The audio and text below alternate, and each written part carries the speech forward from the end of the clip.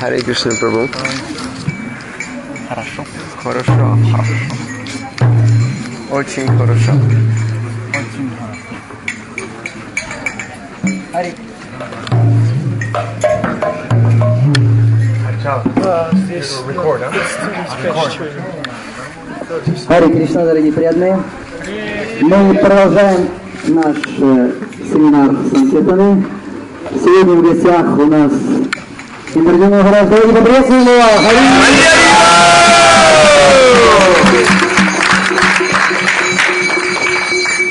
Как мне сказали, он больше 10 лет распространял книгу, даже будучи саньяси и гуру. Предоставим слово ему.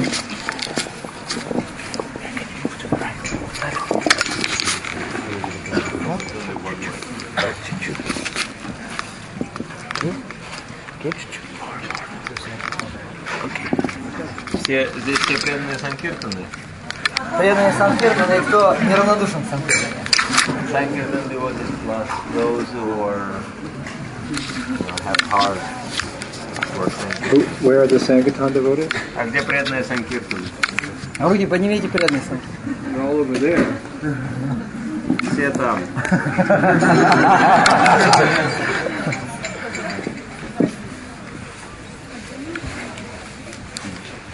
Om Agyantimanandasya Ginangana Shilakaya Praksurimiritam Jena Tasmai Sri Gurave Namaha Sri Chaitanya Manobhistam Stapitam Jena Bhutale Swayam Rupa Kadamayam Dadanti Slava Danti Jai Shri Krishna Chaitanya Prabhu Nityananda Shri Advaita Gadadhar Shivasari Gaur Bhaktivinoda Hare Krishna Krishna Krishna Hare Hare Hare Rama Rama Rama Hare Hare. Сколько времени? Не ограничено, потому что здесь больше ничего не будет. Вчера в 8 часов вечера закончилось. There is no limits. Yesterday they finished at 8.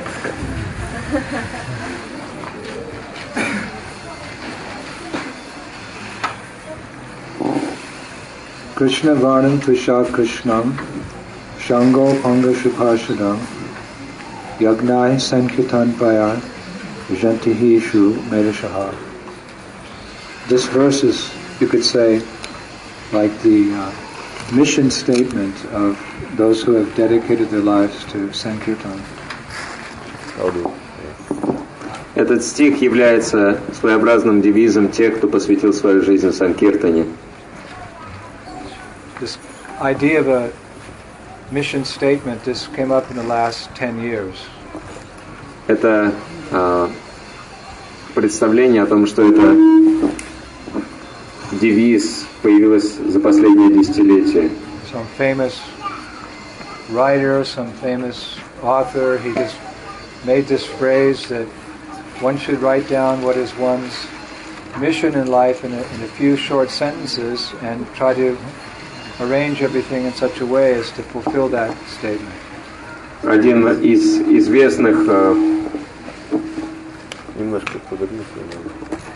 из известных писателей, психологов утверждает, что у человека должен быть девиз, на основании которого он должен строить всю свою жизнь. So it's not, we don't have to tax our brains. Отверните в другую сторону, да. We don't have to tax our brains to come up with a mission statement. И нам не надо очень сильно напрягать мозги для того, чтобы думать о том, какова наша миссия. Because we're already part of a great mission. Потому что мы уже участвуем в великой миссии. The mission of the Lord in this world to reclaim the fallen conditioned souls. Миссия Господа в этом мире – это возвращение в духовный мир падших, обусловленных душ. I've seen people try to make a mission statement and they think for many days and weeks, what I want to achieve in life and how am I going to do it, but we're part of a greater mission by joining this movement. Многие люди ломают голову над тем, какова их миссия в жизни, но у нас уже все понятно, мы знаем, ради чего мы живем. Our mission statement was that verse by in the 11th canto of Srimad Bhagavatam describing the advent of Lord Chaitanya. Эта миссия выражена в 11-й песне Шримад Бхагаватам стихе, который описывает пришествие Господа Чайтаньи. Who appeared in this world to establish the Yuga Dharma of chanting Hare Krishna. Он появился в этом мире для того, чтобы утвердить юга-дхарму воспевания Харе Кришна мантры. For the purpose of drowning the conditioned souls in Kali Yuga in love of God. Для того, чтобы затопить обусловленные души Кали-юги наводнением любви к Богу. Prabhupada said that Lord Chaitanya is even more merciful than Krishna. Прабхупада утверждает, что Господь Чайтанья даже более милостив, чем Кришна. When Krishna comes to this world, paritranaya sadhunam vinashaya chaduskritam, he comes to deliver his devotees. Кришна приходит в этот мир для того, чтобы освободить своих преданных, to remove all obstacles in the path of those devotees, namely the miscreants, the demoniac. Устранить все препятствия на пути преданных, избавить их от влияния демонов и злодеев. And to reestablish lost principles of religion, dharma. И восстановить потерянные принципы религии или дхармы. There's no mention in that classic verse of Bhagavad Gita necessarily that Lord Krishna comes to inundate the world with Krishna prema. И в этом классическом стихе из Бхагавад-гиты не упоминается, что Кришна придет для того, чтобы всех затопить Кришна премой. That's the end result, of course, of following dharma. Это, конечно же, высший результат следования дхарме. But as Krishna says in Bhagavad Gita, Vasudeva Sarvamiti Samahatma Sudurlabha. It may take many, many, many lifetimes until one comes to that stage of full surrender to Krishna. Но Кришна говорит в Бхагавад-гите, что для того, чтобы достичь этого уровня полного предания себя, человек может прожить много жизней. Rupa Goswami glorifies Lord Chaitanya, Namo Mahabhadanaya Krishna Prem Padayate, Krishnaya Krishna Chaitanya, Namne Gurutvase Namaha, as even being more merciful than Krishna, because his process is quicker and more direct. Рупа Госвами прославляет Господа Чайтанью как того, кто дает чистую любовь к Богу, поскольку он знакомит нас с самым быстрым и самым прямым процессом преданного служения. Bhakti Siddhanta Saraswati Thakur has written that those who practice Krishna consciousness, generally they're going back to Godhead in 3 lifetimes. Бхактисиданта Сарасвати говорит о том, что обычно, как правило, чтобы вернуться домой назад к Богу, человеку необходимо потратить 3 жизни. In the first lifetime, they're practicing Vaidhi Bhakti, or the rules and regulations. Первая жизнь уходит на практику Вайди Бхакти, правила предписания. Then they take birth again and they practice Raganuga Bhakti. Затем человек снова рождается, практикует Рагануга Бхакти, Spontaneous devotion. спонтанную преданность, Bhava. бхаву. And next lifetime, А в следующей жизни Prema Bhakti. они практикуют Према Бхакти. So it's 3 lifetimes. Так уходит 3 жизни. He wrote this. Он описал этот процесс. Still, we know that Srila Prabhupada has written many times that if a sincere follower in ISKCON chants 16 rounds a day, follows the regulative principles, and engages in pushing forward this movement, that he can go back to Godhead in 1 lifetime. Но Шрила Прабхупада много раз утверждал, что если человек строго следует практике сознания Кришны, повторяет не меньше 16 кругов в день, соблюдает 4 регулирующих принципа и прикладывает усилия для того, чтобы распространять послание Господа Чайтаньи по всему миру, он может вернуться в духовный мир уже в этой жизни. Of course, it may not happen in every case, but the facility is there. Конечно, это может не происходить в каждом случае, но такая возможность есть у каждого. Because this is a movement of mercy. Потому что это движение милости. Lord Chaitanya is the incarnation of mercy. Господь Чайтанья является воплощением милости. He's giving the topmost realization to those who are the least qualified. Он дает самое высшее понимание самым неквалифицированным. And he demonstrated that 500 years ago. И он продемонстрировал это 5000 лет назад. Lord Chaitanya is 500 лет назад. not so much famous for delivering personalities like Maharaj Prataparudra or Sarvabhauma Bhattacharya, as he is for delivering personalities like Vasudeva the leper and Jagai and Madhai. Господь Чайтанья больше прославлен не тем, что он освобождал личности, подобных Махараджа Пратапарудре и Сарвабхауме Бхаттачарье, как тем, что он освобождал тех, кто был подобен Васудева, прокаженному Васудеве и Джагаю Мадхаю. Personalities like Sarvabhauma Bhattacharya and Maharaj Pratapārudra, and even for that matter Prakashananda Saraswati, the leader of the Mayavadis, they had great control over their mind and senses. They were very learned in the scriptures. They were in essence transcendentalists. Такие личности, как Сарвабхаума Бхаттачарья, Пракашананда Сарасвати, лидер саньяси Майявади, контролировали свой ум и чувства и уже следовали по пути трансцендентного осознания. It didn't take much to bring them to the stage of devotional service. Не надо было прикладывать больших усилий, чтобы привести их на уровень преданного служения. Just like in 7th Canto Bhagavatam, it mentions that when Prahlad Maharaj came before Lord Nrsingadev, out of his causeless mercy, he put his paw on the head of Prahlad, and Shukadev Goswami says, any last trace of material contamination was removed from the heart of Prahlad Maharaj. Как в 7-й песне Шримад Бхагаватам говорится, что Нрисимхадев после того, как Хираньякашипу был убит, и Прахлад Махарадж подошел к нему, поместил свою ладонь, свою лапу на голову Прахлада Махараджа, и благодаря прикосновению Господа Прахлад Махарадж избавился от последних остатков материальной обусловленности. Of course, we shouldn't think of that contamination like lust or anger or greed. It's more like, even on the advanced stages of bhava, just before prema, there may be some just last little trace, like a scent of camphor. Vishwanath Chakravarti Thakur describes. Little scent of, you have the camphor and you take it away and there's still the smell. So there may just be some very, very slight trace of something there, which is very easy for the Lord to remove. И, конечно, мы не должны думать, что у Прахлад Махараджа были такие виды осквернения, как вожделение, гнев или жадность. Это очень тонкие виды осквернения, которые остаются даже на уровне бхавы, как, например, если в горшке хранилась камфора, и потом горшок вымыли, все равно запах камфоры остается, но это очень незначительное осквернение, и это осквернение Господь с легкостью устраняет. Of course, we know Prahlad Maharaj is a Nityasiddha, an eternally liberated devotee, but great devotees like that, and Arjuna and others, they take that humble position just to teach us how to practice Krishna consciousness.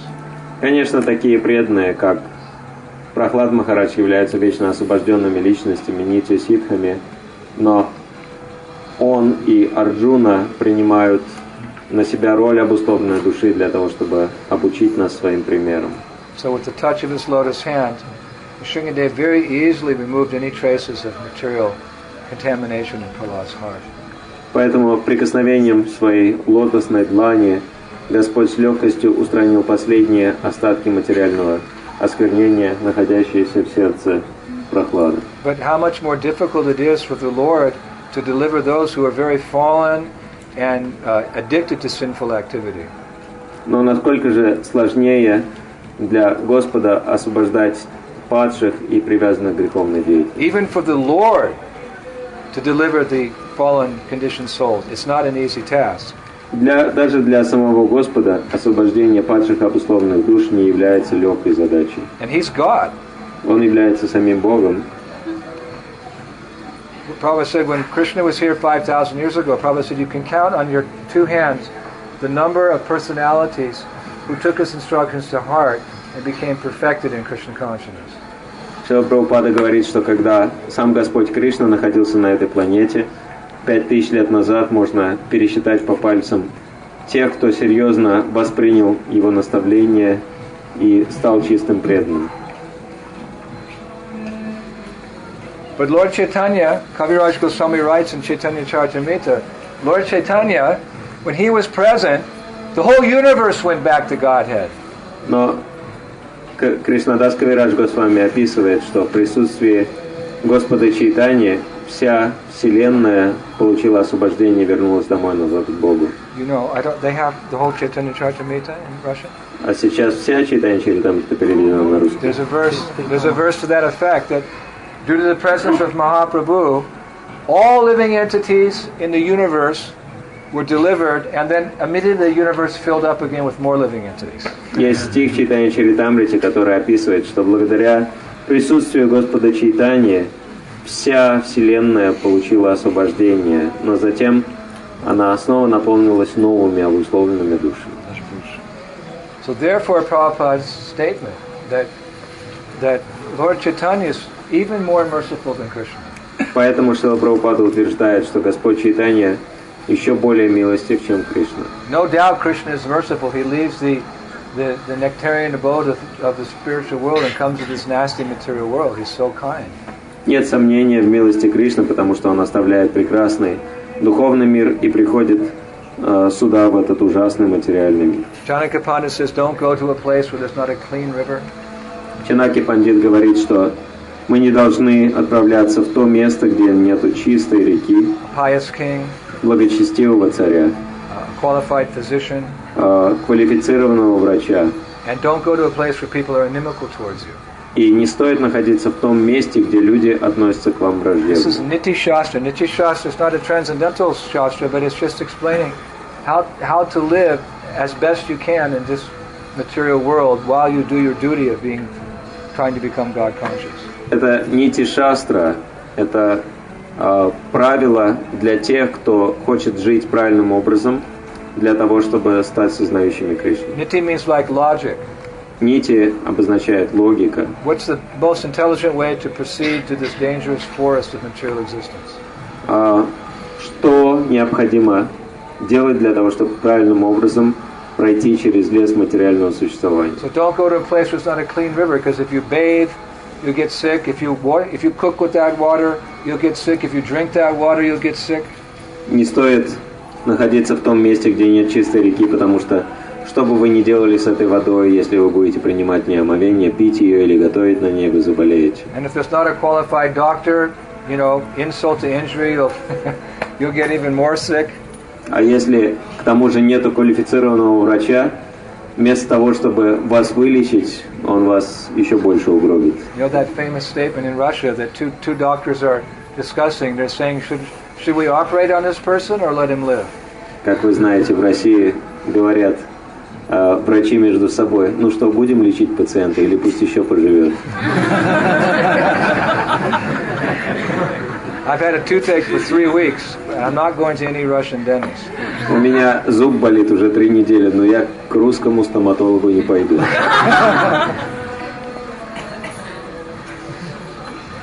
Don't go to a place where there's not a pious king.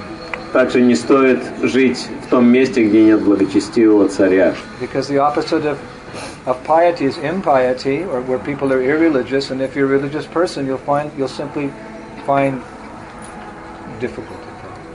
Потому что жить в месте, где живут неблагочестивые люди, обозначает накликивать на себя беду.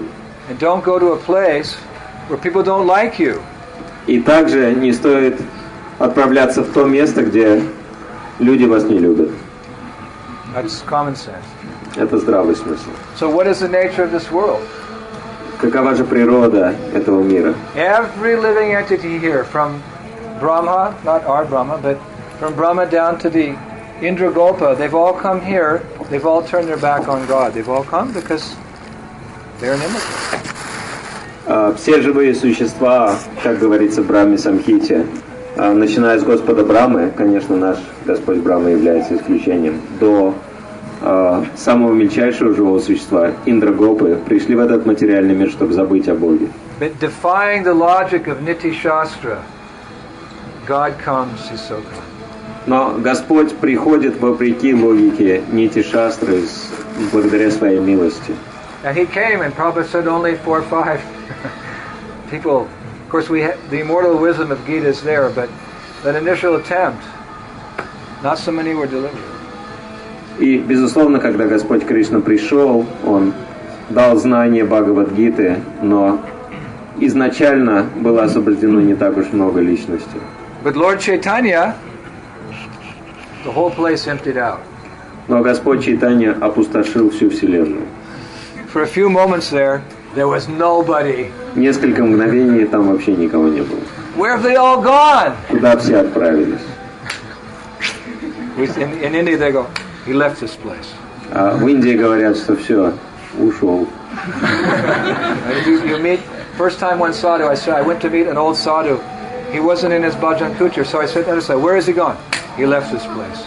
Как я пошел на даршан к одному Садху, и там его не было в баджан кутире. Я у других спросил, а где этот Садху? Да, все, ушел. Where did he go? He went to Nandagram, he went to Varshana, he went to Jaipur. А куда он ушел? В Нандаграмму, Варшан, Джайпур.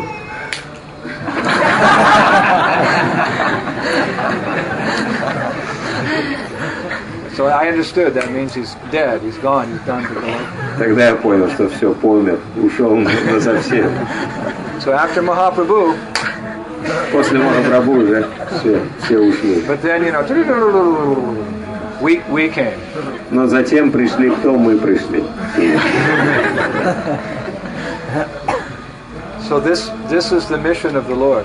Такова миссия Господа. He has no other purpose in coming to the material world, save and except to deliver the fallen conditioned soul. У него нет другой задачи, когда он приходит в материальный мир, кроме освобождения обусловленных душ. And by chance or by good fortune, either by dint of past previous activities or simply by the mercy of the devotees, we find ourselves in the same movement. И благодаря случайности или благодаря нашей удаче мы так или иначе попали в это движение. We must never forget that we're part of a missionary movement. Мы не должны никогда забывать, что это движение миссионерское.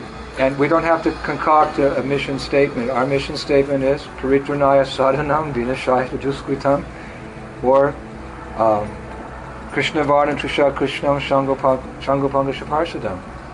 Our mission statement is the same as the Lord's because we're the Lord's servant, and servant always satisfies the master. Нам не надо придумывать миссии. У нас есть миссия, она изначально дана самим Верховным Господом, и наша жизнь предназначена для Его удовлетворения. Servant has no other duty than to fulfill the desires of his master. У слуги нет других обязанностей, кроме выполнения желаний Господина. That's the duty of a servant.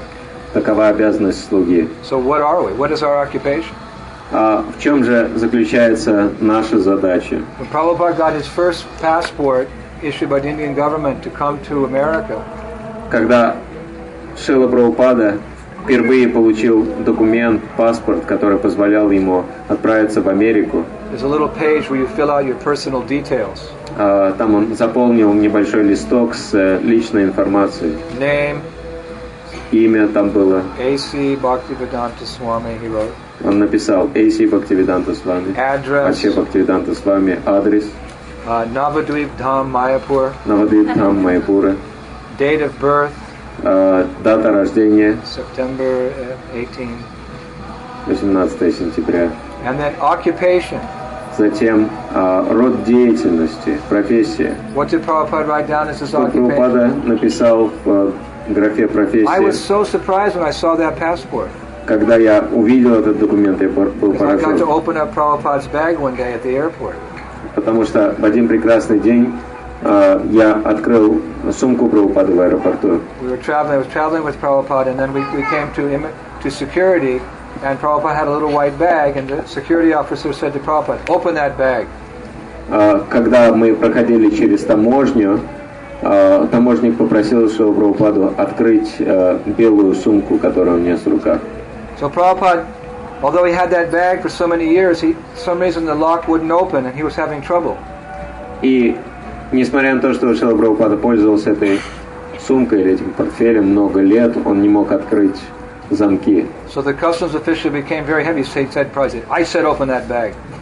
И таможенник начал гневаться на Прабхупаду, и он начал говорить ему: быстро открывай. He's a big man, security man, big. Большой такой таможенник, I здоровый. was a skinny little 19-year-old boy.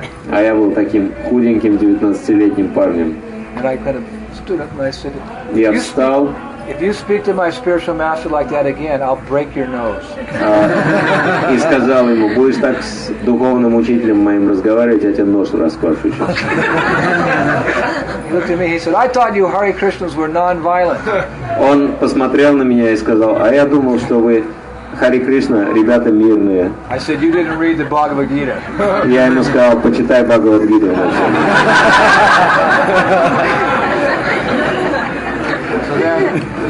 Then he said, so then you open the bag. Он сказал ему, тогда ты и он сказал мне, тогда ты открой чемодан. So that was Prabhupada's personal bag. He kept it with him everywhere. И это маленький чемоданчик белый Прабхупада везде возил с He собой. never let us carry it. Он никогда даже не давал его нам, чтобы мы So носили. I turned to Prabhupada, I asked his permission. Я повернулся к Прабхупаде, попросил его разрешения. Прабхупада так дал разрешение. Opened it up. Я открыл этот чемоданчик, он сразу же открылся. Wow! There was Prabhupada's tilak. Там была тилака There was a Прабхупады, mirror. зеркальце, There were 2 pens. 2 ручки. There was some snuff Snuff means? for keeping awake. Там была какая-то нюхательная соль, Tobacco. типа табака. He would take sometimes to stay awake. Как нюхательная соль для того, чтобы поддерживать бодрое состояние духа. Late at night he would drink. There was so many things.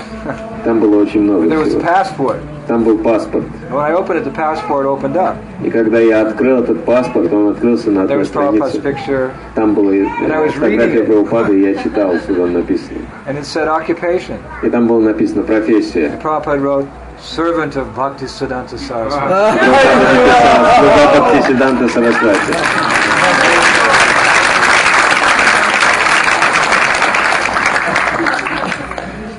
And then the man said, I'm supposed to look in there, not you. Таможник сказал, это я должен там смотреть, что содержимое осматривать, а не ты. I was like in ecstasy. Я был в экстазе. Prabhupada could see I was looking, Prabhupada was smiling. И Прабхупада видел мою реакцию и улыбался. So like that our lives, we never had an independence. We thought we had independence. Такова была наша жизнь, мы даже не думали о какой-то независимости. Out of illusion, we rejected the master, thinking we would be happy being independent.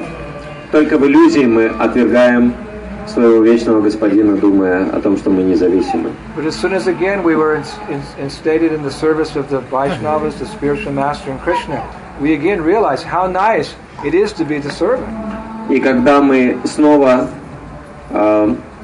возвращаемся в изначальное положение слуг Кришны, духовного учителя и вайшнавов, мы понимаем, что быть слугой прекрасно. Because a good master, he's always very benevolent to his servants. Потому что достойный господин всегда очень милостив к своему слуге. Krishna is the best friend of every living entity. Prabhupada writes the spiritual master is actually very kind to his disciples. Точно так же, как Кришна является лучшим другом для всех живых существ. Истинный духовный учитель очень добр к своим ученикам. And our well-wishers, the Lord, the spiritual master, and the Vaishnavas, they would never engage us in his service, which was detrimental to our well-being. Whatever they engage us in is good for us.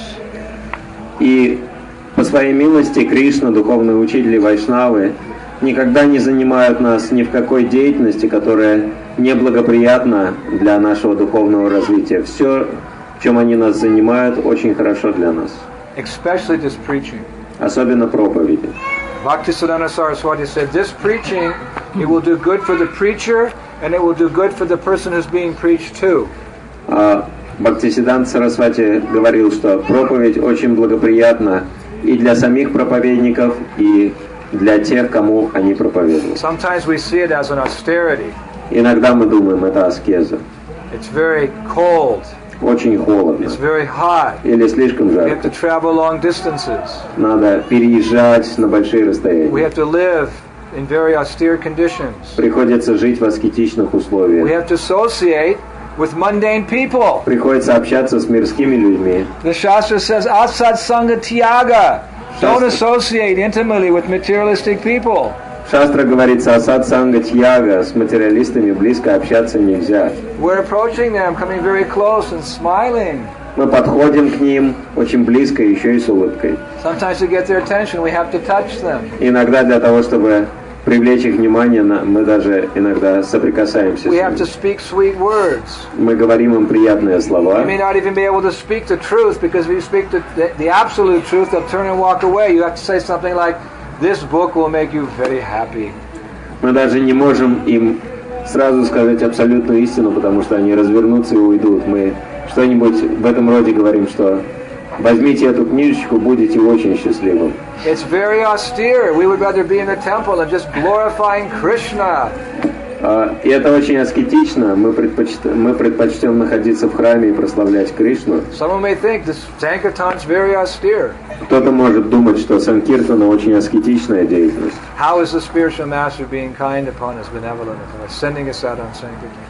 И как же духовный учитель проявляет милость к нам, высылает нас на Санкиртану? That we can understand in one letter that Prabhupada wrote, His Holiness Prabhupada Swami. Мы можем понять ответ на этот вопрос, прочитав одно из писем Прабхупады, отправленных его святейству Прабхупаде Свами. Are any of you disciples of Prabhupada Swami? Здесь есть ученики Прабхупаде Свами? Поднимите, пожалуйста, руки. Very fortunate. Очень удачливые личности. I'll tell you one story of your guru. Я вам расскажу историю про вашего гуру. He wrote a letter to Prabhupada Он написал письмо Прабхупаде, how he was traveling around как он путешествовал England distributing по books. всей Англии, распространяя книги. And Prabhupada wrote him back. И Прабхупада написал ему He said, I ответ. want to thank you very much for the nice Sankirtan you were doing. Он сказал, я хочу поблагодарить тебя за замечательную санкиртану, которой ты He занимаешься. said, I can understand it is not always very easy. Я понимаю, что не всегда это легко. Sometimes you have to sleep in austere places, and sometimes it's snowing, he said, very cold. Иногда приходится очень в аскетичных условиях находиться, в очень холодных условиях. Sometimes people are not nice to you. Иногда люди не очень хорошо к He тебе said, but I know, he относятся. said, you're taking it all this austerity, just like children enjoy austerity. Но он написал, что я знаю, что для тебя все эти аскезы как детские игрушки. It's all like child's play to you. Все это для тебя как детская забава. For the parents to go out in the rain is an austerity. When the children run out in the rain, they're enjoying. Родители, попадая под дождь, страдают, а дети бегают под дождем очень радостные. They're playing in the mud puddles and having a good time. Они могут играть в грязи и наслаждаться этим. So you are an advanced devotee, he said. You are taking all this austerity just like child's play. И поскольку ты возвышенный преданный, ты все эти аскезы воспринимаешь как детскую игру. You've understood the real nature of Sankirtan, like Lord Chaitanya has declared, that this Sankirtan, it gives us a taste of the nectar that we're always hankering for. Господь Чайтанья говорил о том, почему преданные так любят посвящать себя аскезам ради проповеди, поскольку Санкиртана дает нам тот самый вкус, к которому мы всегда стремимся. Yes, it's austere, but the nectar you experience from sharing Krishna consciousness with others, you don't even notice the austerities. Конечно, есть аскезы, но тот нектар, который мы испытываем, делясь сознанием Кришны с другими, настолько велик, что аскезы становятся незаметными. An example that Prabhupada gave in the Bhagavatam is that during the battle of Kurukshetra, arrows were being fired by Bhishma at Arjuna, and those arrows were entering into the body of Arjuna and drawing blood. Как, например, когда Бишма и Арджуна сражались друг с другом, они обменивались стрелами, и стрелы попадали в тело Арджуны, и из ран текла кровь. But Arjuna was so much in bliss because he was engaged in serving the Lord. His service was a Kshatriya, fighting on behalf of Dharma for Krishna, that Bhagavatam describes that he felt those arrows to be like flower petals bouncing off his chest. Но поскольку Арджуна выполнял служение Господу, он воспринимал эти стрелы как цветочные лепестки. So that is also true for a Sankirtan devotee. То же самое справедливо в отношении преданных Санкиртаны. Because by going out on Sankirtan, you're entering into the Gaur Shakti, the internal potency of the Lord. Поскольку, выходя на Санкиртану, вы попадаете под влияние Гора Шакти, внутренней энергии Господа. That's Prabhupada Swami chanting. Это Прабхупаде с вами поет. Prabhupada Swami ki. He's a humble devotee. Очень смиренный вайшнав. So advanced. You don't know all his glories. How he was preaching in the early 1970s. Он настолько смиренный и преданный, что большинство из вас вообще не знает о его славе, как он проповедовал мощно в самом начале 70-х еще. Always at the pioneer front line since the very beginning. Он с самого начала был первопроходцем на передовой. You can hear from his kirtan. Можно по его киртану понять это. But so humble, he's no longer accepting disciples. Но он настолько смиренен, что он даже не хочет принимать учеников. He accepted a few fortunate souls. He just considered, I've taken as much as I can handle, and he renounced accepting disciples years ago. Such a humble devotee.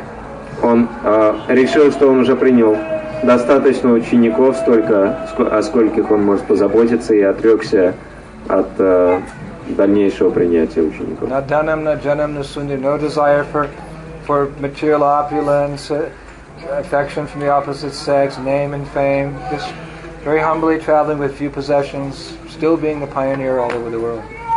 Он не хочет никаких благ для себя, как говорит Господь Чайтанья, надханам, наджанам, насундарим. Он путешествует по всему миру с практически без ничего, и до сих пор он является первопроходцем везде. So very early in his career, he learned the secret of getting the mercy of the spiritual master by pushing forward the mission of Krishna consciousness. И с самого начала своей духовной жизни он понял эту тайну, что он может получить милость духовного учителя, распространяя сознание Кришны. So if you want the same mercy, поэтому, если вы хотите такую же милость, to advance and still be a devotee 40 years down the line, чтобы продвигаться и по-прежнему быть преданными даже через 40 лет, find time to preach. Вы должны находить время для проповеди. When you stop preaching, your spiritual advancement slows down, and if the movement stops preaching, for all practical purposes, ISKCON has lost the soul of its movement. Если вы перестаете проповедовать, ваше духовное развитие замедляется. Если движение прекращается проповедь, движение становится как тело без души. If we don't preach for whatever reason it may be, we're just denying ourselves such a wonderful opportunity to make progress in Krishna consciousness. Если мы не проповедуем, хотя на этом, может быть, у нас есть какие-то веские причины, мы сами себя лишаем замечательной возможности продвижения в сознании Кришны. And you have to admit, и вы должны признать, that there are less books going out in Russia now, что в России сейчас намного меньше книг распространяется. Which is one of the main angas or arms of Lord Chaitanya's Sankirtan movement. Что является одним из самых главных элементов движения Санкиртана Господа Чайтаньи. Am I correct? Правильно? We have a handful of Sankirtan devotees here. У нас всего лишь горсть преданных Санкиртана здесь. Some young boys. Несколько юношей. So we need to preach. Нам необходимо проповедовать. But the impetus has to come from within. I mean, we know it because we heard so many lectures, but you have to, an initiative has to come from your heart. И мы знаем об этом, потому что мы уже много лекций переслушали, но инициатива должна исходить из вашего сердца. But Guru Maharaj, I'm so busy. И вы можете сказать: ой, Гуру Махарадж, как я занят. You may be full from eating a big feast, all the savories and the salties, but there's always room for the sweets. Но точно так же, как даже после большого пира, хотя вы уже полностью наелись, вы всегда найдете место для сладкого. right? Правильно? Oh, I'm so full. And they forgot. Oh, we left the gulab jamuns in the kitchen. Как вы, например, уже наелись и говорите, все, я больше не могу. А там еще на кухне гулаб-джамуны остались, сейчас принесем. Oh, Prabhu, no one's going to eat them. They're already full. They're already cleaning up. Ну, их никто не будет есть, потому что все уже наелись, конечно. No, you watch this. Ну, подожди. All Prabhus, don't go. We haven't distributed the gulab jamuns yet. Харибол, Прабху, не расходитесь, еще гулаб-джамуны не раздали. Oh, I'll take one. О, давайте. Я хочу. So we're busy, but we're not so busy that we can't somehow or other tell someone else about Krishna. That's Mahaprabhu's instruction. You all become guru and save this land. Мы можем, конечно, быть очень заняты своими делами, но мы не можем быть настолько занятыми, чтобы не говорить другим о Кришне. Господь Чайтанья говорил: станьте гуру и спасайте окружающих. Preaching doesn't mean calling up your neighbor who's a devotee and going over his house and cooking prasadam together. That's not necessary. Проповедь совсем не обязательно обозначает созваниваться со своими друзьями, преданными, собираться вместе и прасад готовить. Preaching means telling someone who's completely ignorant about Krishna. Проповедь обозначает говорить о Кришне тем, кто ничего о нем не знает. And that's the joy В этом радость. of telling of Krishna consciousness. Сознание Кришны. Это приносит радость сознания When Кришны. you go out on Sankirtan, Когда you вы yourself are выходите reminded of the miseries of material life. на Санкиртану, вы можете вспомнить сами о страданиях материальной жизни. It's good for you, so you'll never go back to material life. Для вас это очень хорошо, потому что And you get to благодаря witness этому вы не вернетесь в материальную жизнь. the modern day pastimes of Lord Chaitanya. И вы можете сами наблюдать за играми Господа Чайтаньи в наши дни. Sankirtan is the safest place to be in this material world. Санкиртана – это самое безопасное место в материальном мире. Because you're always reminded about the material world, you always see the glories of the spiritual world, so you're always very sober in dealing with material life and very enthusiastic about Krishna consciousness. Вы всегда можете помнить о страданиях материального мира, вы всегда можете испытывать нектар духовного мира, и поэтому вы очень вдохновлены на развитие That's what сознания. Krishna consciousness is all about, getting detached from the material world and getting absorbed in devotional service to the Lord. Это то, что из себя представляет сознание Кришны. Отречение от материального мира и погружение в духовный мир. There's thousands of books on Krishna consciousness, Существует тысячи книг, посвященных сознанию Кришны. but basically it's just two things. Но в основном там описывается два аспекта. Getting detached. Отречение и привязанность. Eloquence is truth spoken concisely. Краткость – сестра таланта. It's a whole science, it's a whole culture, it's a whole way of life, but it all boils down to falling out of love with the material world and into love with Krishna and his associates. Это очень глубокая наука и культура, но в основном она заключается в том, чтобы разлюбить материальный мир и полюбить духовный мир и Кришну. What better way to do that than to share your Krishna consciousness with others? И есть ли более совершенный способ достижения этой цели, чем делиться с другими сознанием As Кришны? soon as you walk out of the apartment, as soon as you walk out of the temple, you're on the street. Oh my gosh. Как только вы выходите из храма или из квартиры, вы оказываетесь на улице, и вы думаете: о Господи, Tukalaya Mashashvatam. Oh, temporary, full of suffering. I want to go back in the house. мир полный, временный мир полный страданий, надо быстрее назад возвращаться. No, stick around. Домой. It's a great place to be. Нет, подождите, не спешите, это замечательное место. I always felt I had the good fortune to distribute books for 11 years. Мне повезло, я распространял книги без перерыва 11 лет.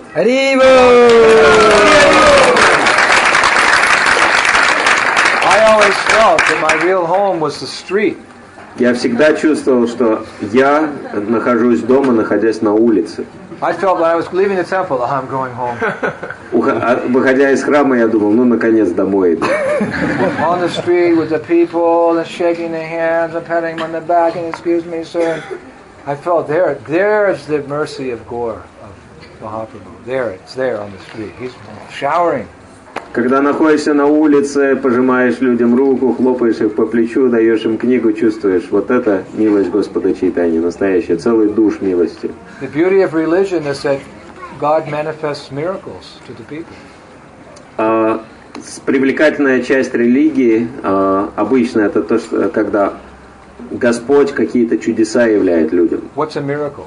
В чем же чудо? A miracle is some act, some phenomena which contradicts the laws of nature. Чудо – это какое-то явление, феномен, который противоречит законам природы. Like Jesus, как Иисус. He would heal the sick.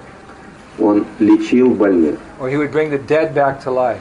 Оживлял мертвых. Or he would take one loaf of bread and he divided into thousands of loaves of bread to feed all the people. Или же, например, несколькими хлебами кормил тысячи верующих. So when we hear about a miracle, it's some God's intervention in this world for the betterment of mankind, opening up the doors to the spiritual world. То есть чудо обозначает, что Господь вмешивается и открывает для нас дверь в духовный мир. So when you go on Sankirtan, you see little miracles every day because people just aren't supposed to be interested in these things. But when you come and you show them a beautiful book, you give an invitation to the temple, or you have a Harinam party, you see their attention is going away from the material and is getting absorbed in the spiritual after millions and millions of lifetimes. И когда мы выходим на улицу и начинаем проповедовать, подходим к людям с книгами в руках или поем Харинамы, мы можем видеть чудо. Те люди, которые совершенно не интересуются Кришной, погруженные в материальную жизнь, вдруг начинают интересоваться сознанием Кришны. Little old you, acting as the instrument of Lord Chaitanya, have accomplished something that wasn't supposed to happen. Как, например, это такое чудо, что вы, такая маленькая и незначительная личность, от лица Господа Чайтаньи достигаете то, что невероятно, невозможно даже себе представить. Bahir Mukha, they've turned their faces from the Mukha, from the face of Krishna. Эти люди являются Бахирмукой, они отвернулись от Кришны. А вы разворачиваете их назад. Daiviyesha Gunamayi Mamamaya Dhuratyaya. Even Krishna says, this divine energy of mind consisting of the modes of nature, it's practically impossible to overcome. Что мою божественную энергию, состоящую из 3 гун природы, практически невозможно преодолеть. But little old you, bhakti, whatever. Но мы можем быть очень незначительным, маленьким бхакта и подойти к людям. Так, неуверенно протянуть им книгу, и на следующее воскресенье увидеть этого человека на воскресном пиру. И мы понимаем, что мы не являемся действующими, мы являемся инструментом, через который действует Господь. И мы наблюдаем за этим, как все это происходит. Doing good for us and it's doing good for the people. Таким образом, это приносит благо и нам, и людям. Seeing this miracle, and Prabhupada said, just like Lord Ramachandra, he conquered Lanka and Ravana with his army of what? Powerful Kshatriyas and warriors. He said, no, monkeys and bears. Как, например, Прабхупада говорил, что это настоящее чудо. Точно так же, как Господь Рамачандра завоевал могущественную ланку армии, состоящей далеко не из могущественных кшатриев, а из обычных обезьян и мишек.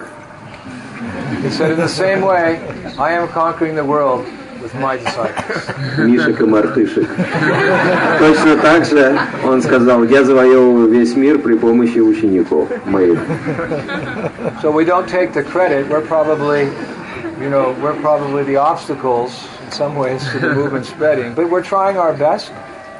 Поэтому нам трудно приписать заслуги себе. Скорее всего, мы являемся препятствиями в распространении миссии Господа Чайтаньи. Но мы стараемся изо всех сил. Прабхупада сказал, у меня есть план, как захватить весь мир за 18 дней. And one disciple said, so what is it, Prabhupada? Prabhupada said, You're not ready yet. И один ученик сказал, ну, Прабхупада, скажите, в чем план? Прабхупада махнул рукой и сказал, ну, ты еще не готов. Why not ready? Because Почему не готов? Потому что preaching is the essence. проповедь – это сущность, Books are the basis. книги – это основа, Utility is the principle. практичность – это принцип, And purity is the force. но чистота является силой. So until we're pure, До тех пор, пока мы не стали чистыми, the mercy of the Lord cannot fully shine through our hearts and light the way up into the world. милость Господа не может полностью проявиться в наших сердцах и затопить весь мир. We want to become advanced devotees not so that people will worship us, so that we'll be a valuable instrument in the hands of our spiritual master. Мы хотим быть продвинутыми преданными не ради поклонения со стороны других, но ради того, чтобы помогать окружающим продвигаться в духовной жизни. One time, one disciple said to Prabhupada, I want to be just like you, Prabhupada. Однажды один ученик сказал Прабхупаде, я хочу быть точно таким же, как вы, Прабхупада. And the other devotees, oh, you can't. Very offensive. You be like Prabhupada. Who do you think you are? You be like Prabhupada. И другой преданный сказал, как ты так оскорбительно говоришь духовному учителю, ты не можешь быть таким, как Прабхупада. Prabhupada took it a different way. Но Прабхупада отнесся к этому по-другому. Very nice. Он сказал, очень хорошо. That is the duty of the spiritual master, to elevate the disciple to the transcendental plane. Обязанность духовного учителя – это возвысить ученика до трансцендентного уровня. He said the duty of a first-class man is to take a fifth-class man and also make him a first-class man. Обязанность человека первого класса – это поднять человека пятого класса до уровня первого класса. This is why all of Vedic culture has gone to hell, because the Brahmins did not have the desire to elevate others up to their status. They wanted to exploit the others. Именно в этом была причина деградации ведической культуры, поскольку браманы, люди первого класса, не хотели помогать другим возвышаться. So it's within our own interest Поэтому это в наших интересах to open the door and go outside, открыть дверь и выйти на улицу. according to our varna and our ashrama, and whatever. В соответствии с нашей варной и аштамом If you can't go outside, you can preach from the internet. мы должны проповедовать. Если вы не способны выйти на улицу, хотя бы через интернет проповедуйте. But preach you must, Но проповедовать вы обязаны. for you to survive and for this movement to survive. Ради собственного выживания и ради выживания движения. Really, it's the duty of the leadership to maintain the traditional ways of preaching and to create novel ways of preaching, so our men and women can always remain enthusiastic in Krishna consciousness movement. Это обязанность лидеров вдохновлять всех на проповедь и придумывать новые виды проповеди для поддержания энтузиазма среди преданных. We'll always be enlivened, seeing the miracles. Мы всегда вдохновляемся, видя чудеса. Not that, the miracles happened 2,000 years ago and we just talk about them. Чудеса происходили не только 2000 лет назад, и мы не только о них вспоминаем. Jesus said, Иисус сказал, become perfect like your Father in heaven. станьте совершенными, как Отец ваш Небесный. What does that mean? Что это обозначает? Be thou perfect, Jesus said, like your Father in heaven. Иисус говорит, будьте совершенны, как Отец ваш Небесный. That means everyone's supposed to go back to God. In other words, everyone's supposed to become a saint. Это обозначает, что все должны вернуться домой, назад к Богу. Все должны стать святыми личностями. What's a saint? A saint is someone who's transcended. Кто такой святой? Это тот, кто достиг совершенства. So be perfect like if doesn't mean to become God. It means to become godly. Это не обозначает стать Богом, но это обозначает стать божественной личностью. So when we hear about that happening now, September 24th, 2006, whoa, I want to be part of that movement. И когда мы слышим о том, что это происходит 24 сентября 2006 года, мы думаем, да, я хочу быть частью этого движения. Bhaktisiddhanta Saraswati said, this preaching is life. Бхактисиддханта Сарасвати говорит, что проповедь – это жизнь. Not just taking care of the body which is living. That's not life, because the body's dead by nature. It's all dead. Everything's dead. It's the soul. Only the soul's alive. Не только заботиться о теле, потому что тело мертво, оно поддерживается благодаря душе. Once I was sitting with Prabhupada in the airplane, and Prabhupada was looking at his hand. Однажды я сидел с Прабхупадой в самолете, он смотрел на свою руку. And he didn't say anything, but it was like he was looking at some foreign object. И он ничего не говорил, но такое ощущение было, как будто он смотрит на какую-то постороннюю вещь.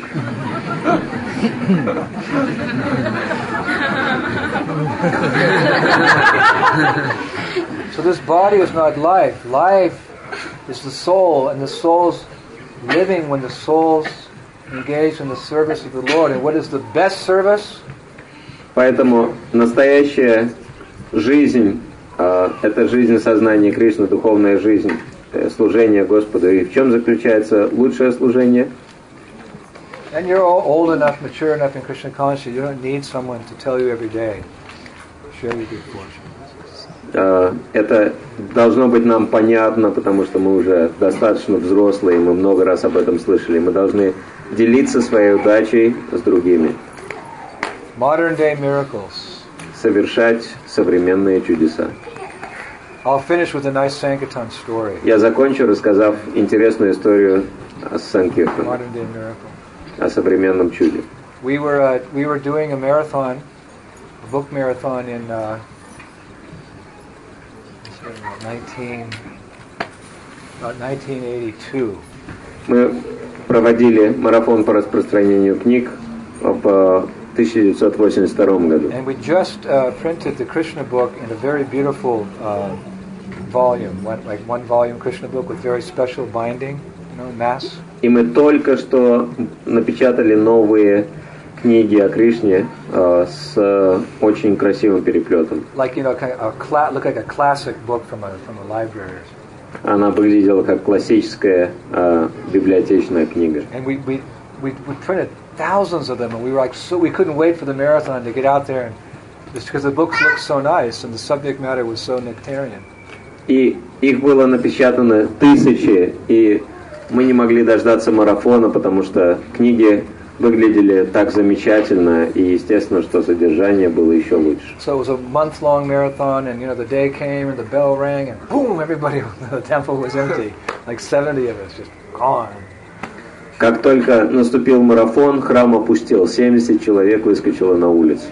And I was a Sankirtan leader, so I would circulate, between the airport and the underground metros and the streets and the parkings and the train stations.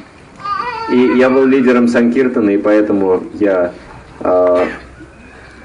был и в аэропорту, и в метро, и на вокзалах.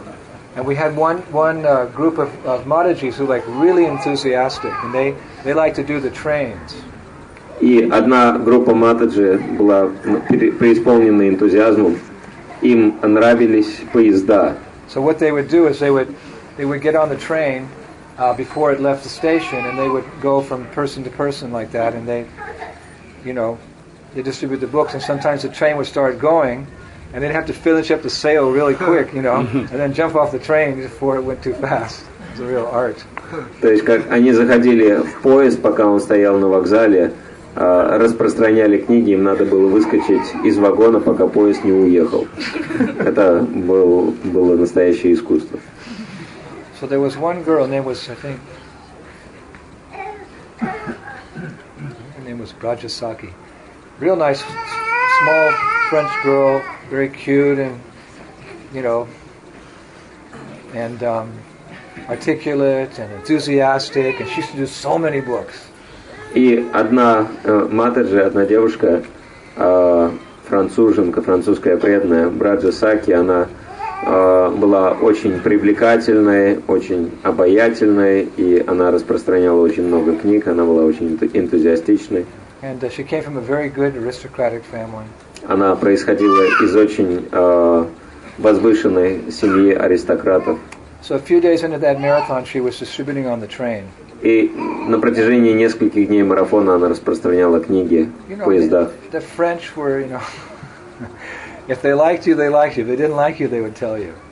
И французы такие, что если вы им нравитесь, вы им нравитесь. Если вы им не понравитесь, они вам прямо скажут. So she was doing pretty good, and selling books, and then she made a few bad remarks, and she came to one cabin, because sometimes there was a cabin, 2 or 3 people would sit in there, and there was one man in there alone.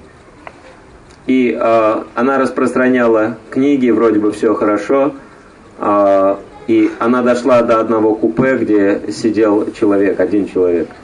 He was in his early 30s, maybe. Ему было немного больше 30 лет, может быть. Dressed very nice. Он был одет очень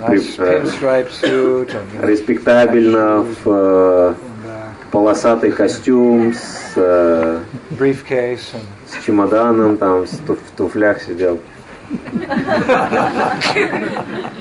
She came in and she offered the book, and he exploded. Она зашла, предложила книгу, и он взорвался. He just exploded. He was just like a snake. Было похоже, что она на змею наступила. Snakes, they bite without sufficient reason.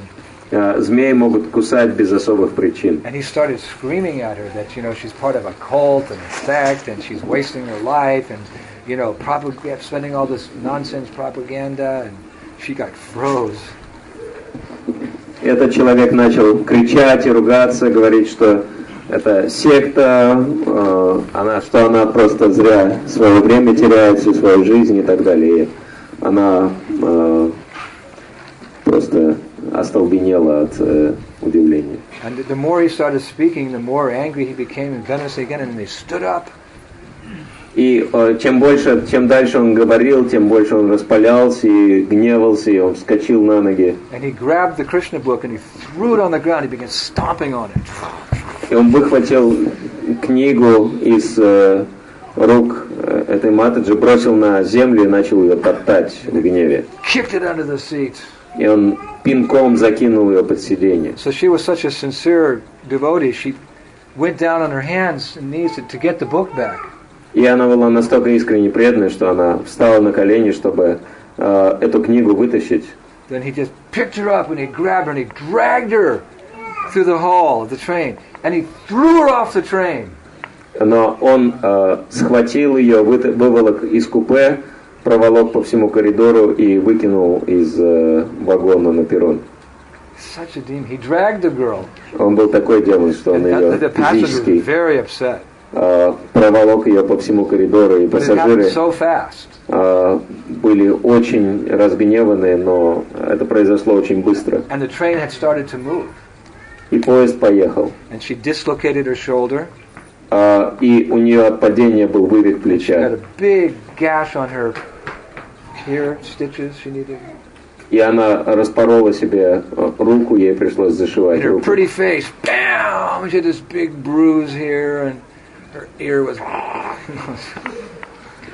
И ее прекрасное лицо было покрыто синяками и ссадинами.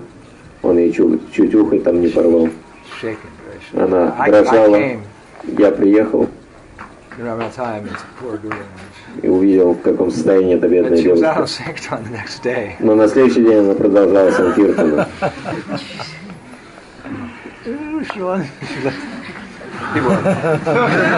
Люди ее вот так воспринимали.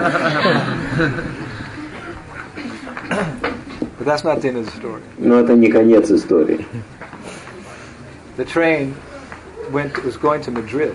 Этот поезд ехал в Мадрид. Этот человек был банкиром. Он осуществлял финансовые операции между Испанией и Францией. So, the train went there, then it arrived in the Madrid train station. And apparently, he, as a joke, he wanted to show his wife and kids, a big joke. He picked up the Krishna book and took it home. И когда он приехал домой, он хотел, так сказать, как-то, в виде шутки показать эту книгу кришнаитскую своей жене и детям. And he brought it home and he joked to his wife, this sect approached me, this cult, this brainwashed girl, tried to sell me this garbage. И он дома показал своей жене и детям эту книгу. Он сказал, вот сектанты бегают по поездам, книги распространяют. Одна девица с промытыми мозгами у нее пыталась всучить эту книжку.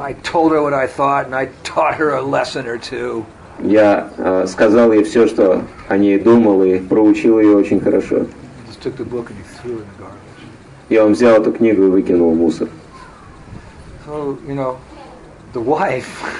Но жена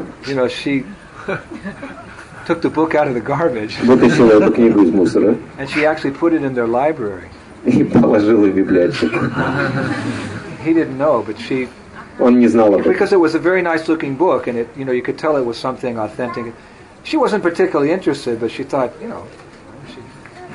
Потому что эта книга очень хорошо выглядела, и было похоже, что очень серьезное там содержание. Она особо не была заинтересована, но она положила ее в библиотеку. Это была семья очень богатая. У них было множество разных книг. Столов, кожаных кресел и всего остального.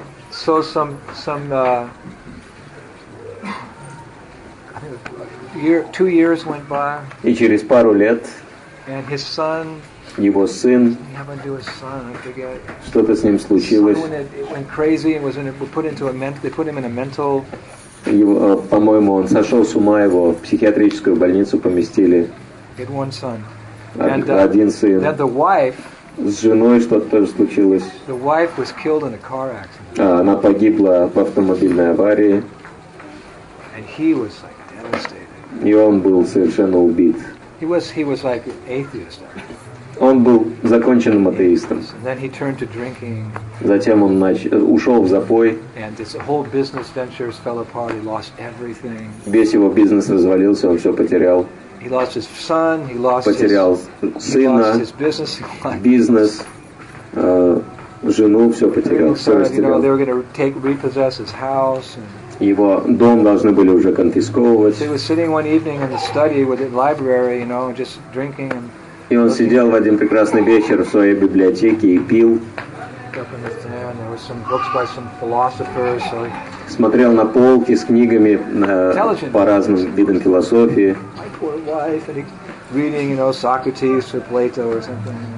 Его жена там читала Сократа или Платона. И он шел мимо полок, увидел Библию, и сказал, не, это не то. И вдруг он увидел книгу Кришна. Он посмотрел на эту книгу, и его аж затрясло. Он вытащил ее, положил на стол, открыл ее на том месте, где Васудева пытается убедить Камсу не убивать Деваки. И он говорит Kamsa that, law of karma, law of nature is that we're held responsible for what we do, and if you kill her, you'll have heavy karma, and in the eyes of the people you'll be fallen because you should never kill a woman. Закон кармы, закон природы таков, что последствия каждого нашего поступка возвращаются к нам, и законы этого мира заключаются в том, что никогда нельзя убивать женщину. And he's reading how, this and then going on and reading how о том, как goes into some philosophy and how this, next lifetime you'll be held responsible, how the soul transmigrates to another body. We don't die. It's just the body that dies. And he's reading, sounds very good. My wife's not dead. И он читал философское объяснение того, что душа вечна, она переселяется из одного тела в другое. И он подумал, вот это здорово. Значит, моя жена до сих пор жива. You know how people, when they're in distress, they're more inclined to hear philosophy and about the nature of spirit and matter. Люди, находящиеся в состоянии горя, более склонны к философскому восприятию. He spent the whole night reading a book. Он всю ночь читал эту книгу. And because he was so desperate and so lonely and so much suffering, the knowledge went into his heart. И поскольку он так страдал, чувствовал себя одиноким, это знание проникло в самое его сердце. And he had a change of heart. In one night, he had a change of heart. И за одну ночь у него в сердце произошли необратимые перемены. And he remembered how he started seeing that book as something so valuable. And oh my God, he remembered. What did I do to that girl? И он Who offered me the book? вспомнил то, что он сделал с той девушкой, которая предложила ему книгу. He felt so fallen and evil. Он почувствовал себя таким падшим и таким плохим He started человеком. crying and Он crying and начал crying. плакать и плакать. Then he looked in the back of the book, and we had all the addresses of our European temples. И в конце книги там был список всех адресов европейских храмов. And he looked in the address, and he found that the address for the Madrid temple И он нашел в храме адрес мадридского храма.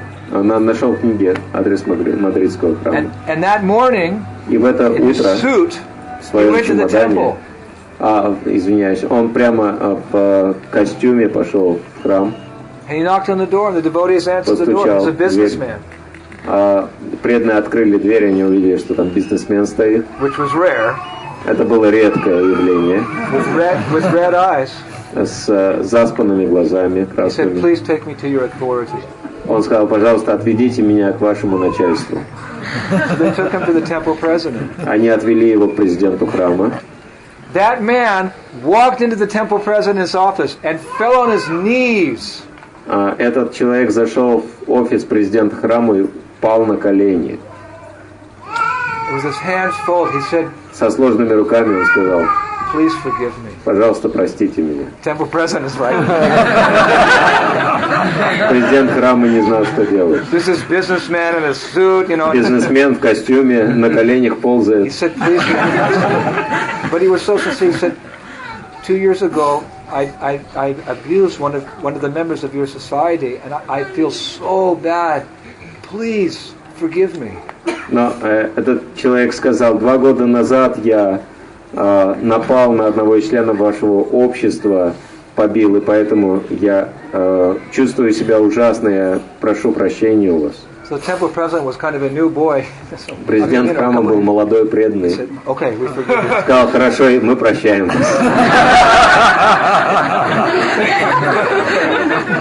And the man said, and he started crying. He said, "And help me.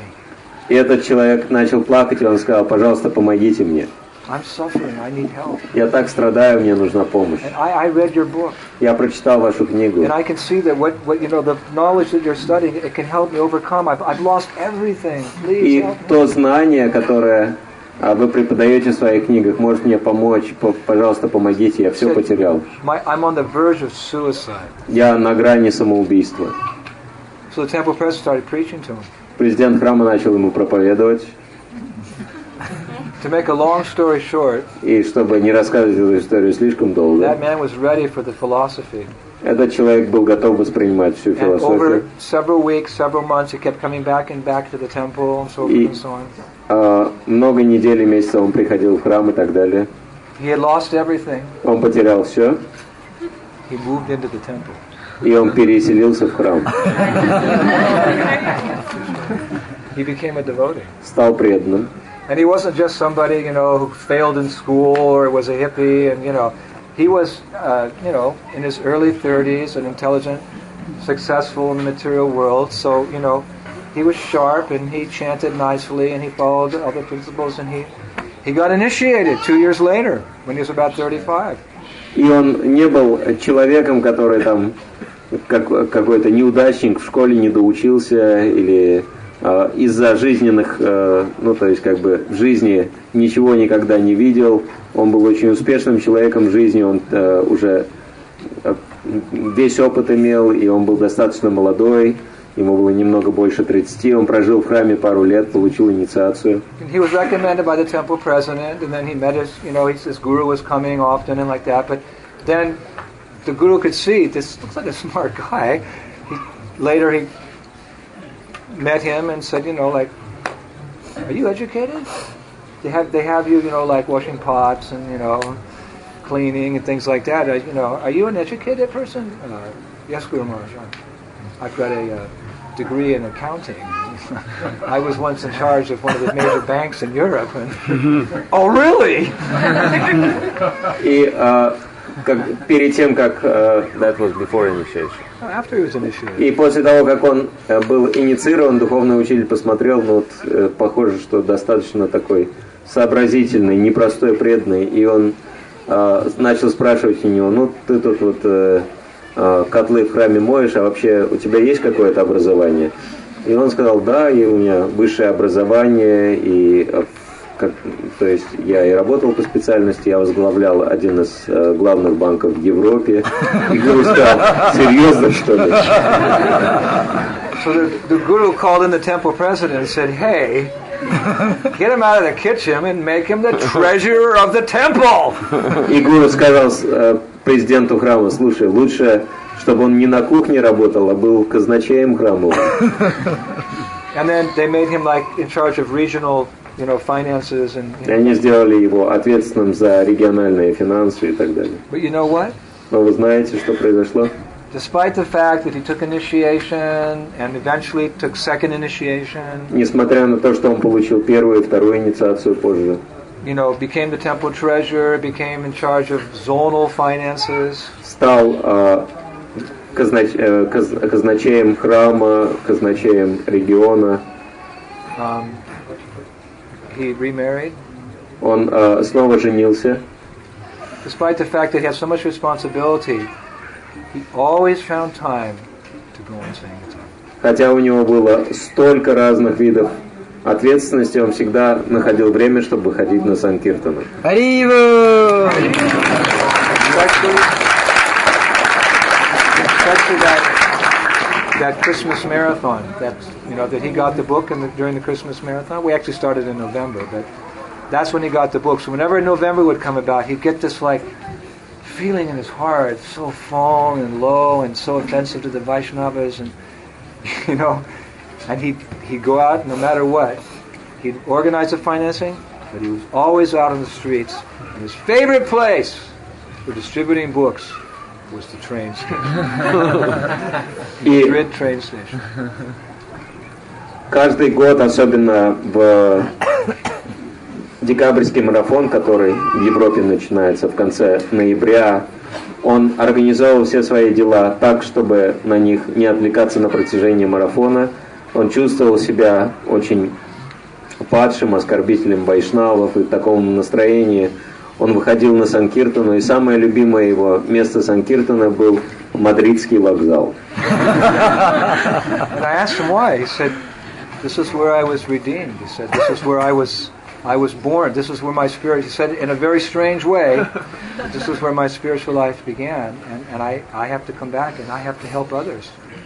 И я спросил у него, почему именно это место, и он сказал, что это было то место, где я получил свое духовное рождение, поэтому где моя настоящая жизнь началась, и поэтому я должен помогать другим.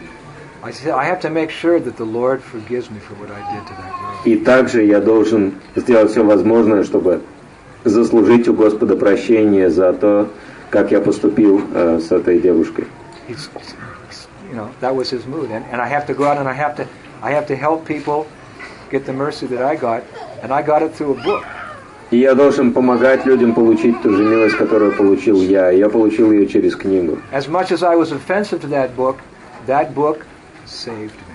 Несмотря на все мои оскорбления в отношении этой книги, она спасла меня. And he kept that book too. He always had that. И он всегда хранил очень бережно эту книгу. That was his favorite book. That old, ripped, torn, stomped on Krishna book. You'd always see him reading that book. Это была его любимая книга, хотя она была порванная, помятая, растоптанная, но он всегда ее перечитывал. So there's a modern day miracle for you. Вот, пожалуйста, это современное чудо. How that man was such a low-born, he was demoniac, but he was delivered by the mercy of Prabhupada's books. Как человек с таким низким демоническим сознанием был освобожден благодаря книге Прабхупады. Насколько милостив Господь Чайтанья и Шрила Прабхупада. He gave excellent classes. Sorry? gave excellent classes. Он проводил удивительные классы. Just became a real first-class Bhakti Vaishnava. Он стал очень возвышенным вайшнавом. So this is the beauty of Sankirtan. You get to, I witnessed it. Just hearing about it is enough to inspire you. You can imagine seeing it. И я был сам свидетелем всех этих событий. То есть вы просто слышите об этом, вдохновляетесь. Можете себе представить, что я все это видел. And I have so many stories like that. И у меня столько историй, похожих на это, From book distribution. из распространения книг. When they asked me to stop book distribution, I cried like a baby. Когда меня попросили перестать распространять книги, я плакал как ребенок. They wanted me to become the temple president. Они хотели, чтобы я стал президентом храма. I want to be a temple president. I'm happy out here on the street. I don't want to go to some foreign land, the temple. И я говорил, не хочу я никаким президентом храма быть, я счастлив на улице, зачем меня за границу президентом храма отправляете? Then they made me a sannyasi, then they made me a guru. Затем они меня сделали саньяси, гуру. I don't have time to distribute any books. Теперь у меня даже времени нет выходить на Санкиртаны. So I always tell my disciples, Я всегда говорю своим ученикам, when the marathon comes or they're getting когда приходит марафон, I said, please go out. I said, through you, я им говорю, пожалуйста, выходите, потому что I через will вас continue relishing this nectarian miraculous service of book. я буду продолжать наслаждаться этим замечательным служением распространения книг. I don't have time, so it's like when the father does something, then he grows up and gets old, and then he takes such pleasure in seeing his kids do the same thing. They take over the business, and fathers, oh, yes. Точно так же, как родители наслаждаются тем, что их дети продолжают их дело, например, бизнес какой-то они передают детям. Точно так же духовный учитель наслаждается тем, как его ученики продолжают его проповедническую миссию. So I told Govinda Maharaj, Bhakti Binga Govinda Maharaj, my close godbrother, I said, if somehow it was all taken away, I don't know, whatever, somehow I'd be so happy. I've still got my book bag.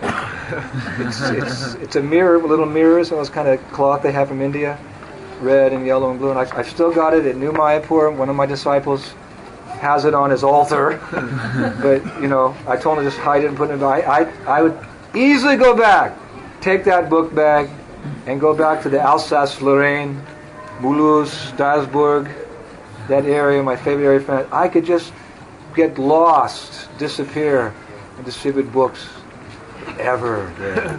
Be happy. Nobody knows I'm a sannyasi or guru, the author of the Diary of a Traveling Preacher. I'd just be happy to disappear, just go out every day in the hot sun and just survive. Such a nectarian service. И я как-то говорился с моим близким духовным братом, Бхакти Говинда Махараджем, что если вдруг у меня заберут все то, чем я сейчас занимаюсь, может ли такое случиться, я буду вполне счастлив вернуться к распространению книг. У меня сумка для книг до сих пор хранится во Франции, в Новом Майяпуре. Один из учеников держит ее на алтаре. Я сказал ему, чтобы он ее припрятал. И я буду счастлив просто взять эту сумку и выйти на Санкиртану и заниматься этим до конца жизни. So of course, as gurus and sannyasis and leaders, it's our responsibility now to inspire others to distribute the books. Конечно, обязанность гуру, саньяси, лидеров вдохновлять других на распространение книг. But I feel a little part of my life is missing in not being able to do that service. Но я чувствую, что мне в жизни не хватает вот этой деятельности, возможности распространять книги. So if you do have that opportunity, you should take that opportunity and distribute books, and go on Harinam, hold festivals, and distribute prasadam, all part of the greater Sankirtan movement of Lord Chaitanya. And that way you'll do good for yourselves, and you'll do good for the whole world.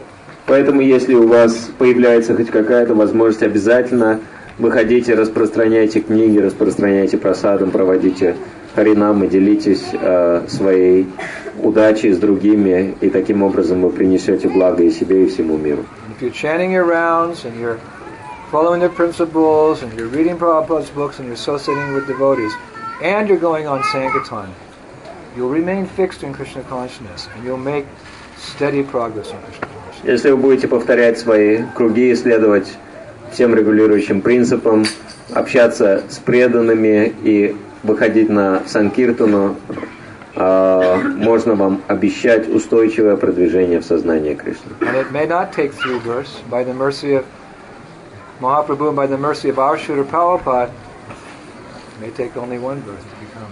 И в этом случае, по милости Махапрабху и нашего духовного учителя Шрилы Прабхупады, вам достаточно будет вместо 3 жизней 1, чтобы вернуться домой назад к Богу. Shri Krishna Sankirtan Yagya ki Jai, Shri Chaitanya Mahaprabhu ki Jai, Shri Panchatattva ki Jai, Lok Premdan Harinam Sankirtan Jai, Shri Prabhupada ki Jai, O Premanande Shri Gurudev ki Jai. Давайте еще раз поблагодарим Индрадьюмну Свами Махараджа за нектар, который он пролил у нас. Харе!